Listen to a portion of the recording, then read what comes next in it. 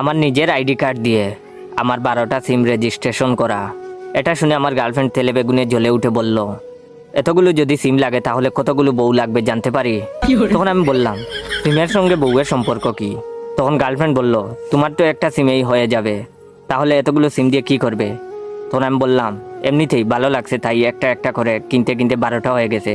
তখন গার্লফ্রেন্ড বলল, তুমি আজকে 2টো সিম রেখে বাকি সবগুলো সিম রেজিস্ট্রেশন বাতিল করে দিবে।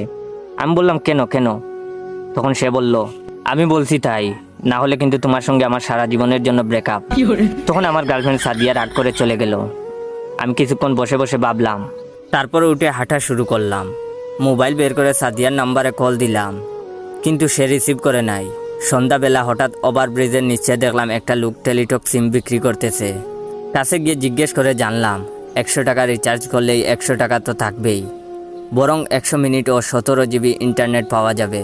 চিন্তা করলাম, এমনিতেই তো অনেক টাকা রিচার্জ করা লাগে, তাহলে একটা নতুন সিম কিনেই ফেলি। সঙ্গে সঙ্গে পকেট থেকে ন্যাশনাল আইডি কার্ড বের করে সিম কিনে ফেললাম। মোবাইল সিম সেট করে সাদিয়ার কাছে কল দিলাম।